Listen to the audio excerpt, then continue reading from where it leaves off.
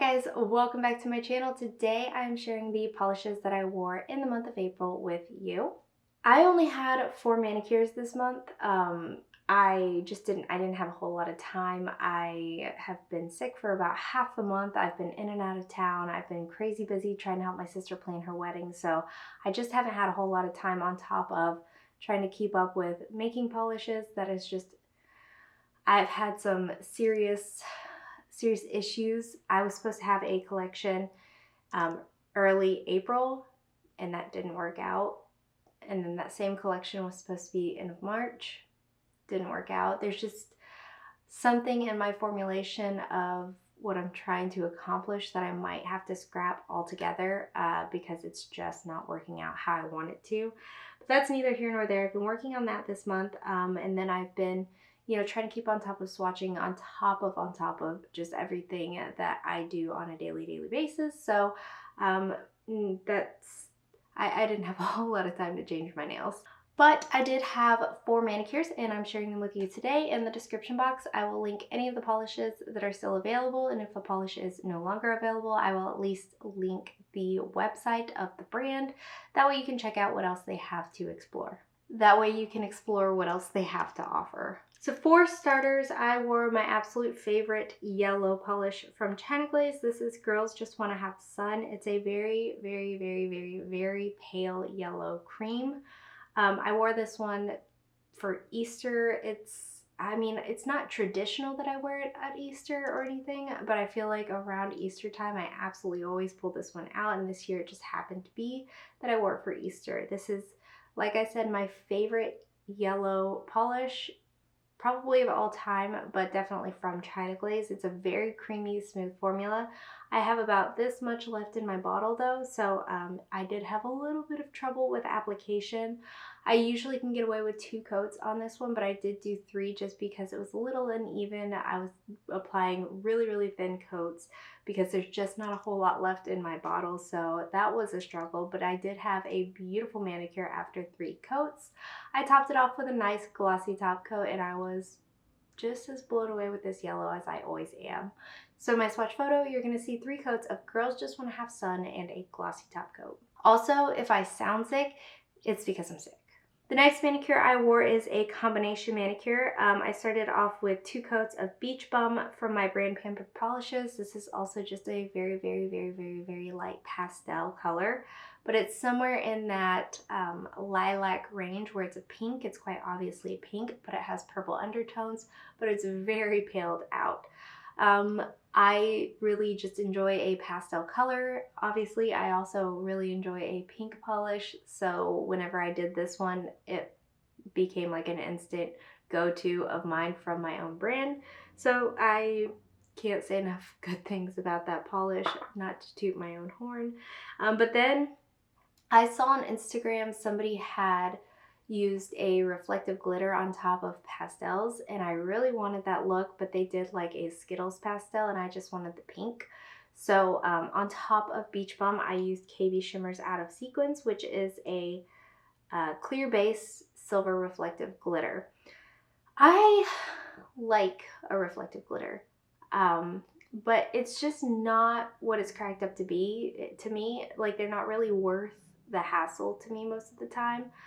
You have to have like that direct light, and not sunlight, but like an artificial flashlight to get that reflective quality out of it. And I just don't walk around with a flashlight at my nails at all times. So I don't really get the effect for the most part unless I was shining a light on my nails. It just looked like a silver glitter over a pink cream, which was not the appearance that I was going for. Honestly, I probably could achieve the look I was hoping for by finding this same size glitter, but in a white, not reflective, just a white glitter of this size. I think that is more so the look that I was hoping to accomplish. It was beautiful. The manicure was gorgeous, nice glittery, sparkly look, but what I was hoping for was that like punch of reflection, and just walking around throughout the day, I didn't get that. It was mostly, like I said, just a silver glitter look over a pastel yellow, pastel pink cream. So again, I didn't hate it, but it's just not what I was hoping for. But in my swatch photo, you're gonna see 2 coats of Beach Bum from my brand Pampered Polishes, topped off with 1 coat of Out of Sequence from KB Shimmer, and all topped off with a glossy top coat. The next manicure I wore I was wildly happy with. This is Beachin from Noodles Nail Polish. I don't know how old this is. I wanted to say it was relatively new, but I don't think it is anymore. I think this is a decently old polish, maybe from last summer. But this is a white curly base, and it's got pink, blue, teal, and yellow glitter, matte glitter.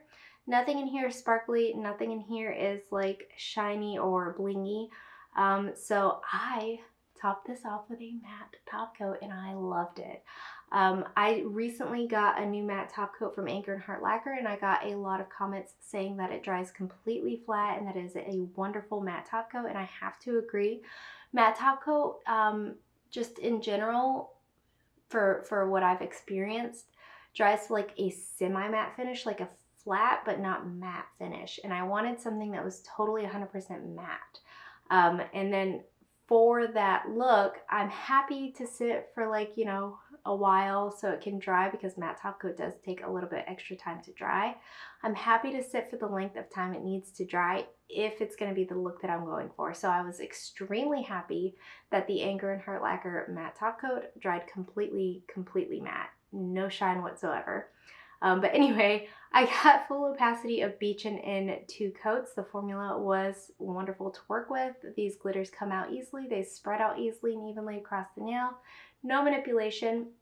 But whenever I do a matte manicure, I always finish it off before the matte top coat. I'll put a glossy top coat just to help smooth everything out. Matte top coat doesn't have the thickness to it that I personally like my manicures to be completely smooth. I don't want to see any kind of texture. So if I just added a matte top coat on top of this Crelly, it still would have had some texture to it. So I add the glossy top coat, let that dry, add the matte top coat, then I have a completely matte, completely smooth manicure.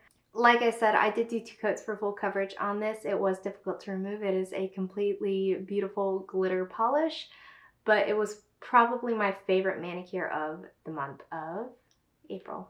So in my swatch photo, you're going to see 2 coats of Beachin and a matte top coat. And the last manicure I wore is my current manicure. This is Zur Madame from Louis Vuitton. You can't see them, but at the very top of this really tall shelf, I collect Louis Vuitton nail polishes. I use the word collect very loosely. I have 9 of them. I get like 1 to 2 a year, so collect is a loose term. I use them very sparingly, mostly because I can't reach them. Unless I'm feeling a little bit frisky and I can climb on top of my desk, I really don't bother with them. But anyway, Zur Madame is a very dark forest green cream. Beautiful formula. I find I do hear a lot, I mean, not a lot, people don't talk about these a lot, but I have heard in the past how much difficulty people have when applying these polishes because of the very unique shaped handle. But I find that they're extremely easy because it's got this like little ridge in the middle of it here, if it's gonna focus. It's got this ridge in the middle of it here, and I like to just rest my finger in it like this, and it doesn't slip, it doesn't slide. I have complete control over the cap. I don't mess with this portion of it, so I really don't understand where everybody's qualms are coming from. I will say though, for $50 a nail polish, all of my bottles except the rouge one, the like standard regular red one, all of my bottles have ugly bottle syndrome. So at the parts of this, it looks like a olive green, and then at other parts it looks like a turquoise green, but it applies like a deep forest green. So I love the color, love the manicure, love the formula, love everything about it, but for $50 you would think like that wouldn't be a formulation issue. I don't know if it's something that they'd be able to control, but that kind of doesn't look so cute sitting out on my shelf there. But I did do 2 coats of this. Feel like I need to use my Louis Vuitton nail polishes every now and again. But in my swatch photo, you're going to see 2 coats of Zur Madame and a glossy top coat. And guys, that is it. Let me know in the comments below what you thought of my manicures this month. Let me know what you wore in the month of April. If you celebrate Easter, what was your Easter manicure? Give this video a thumbs up if you liked it. Subscribe if you'd like to see more from me, and I will talk to you again next time.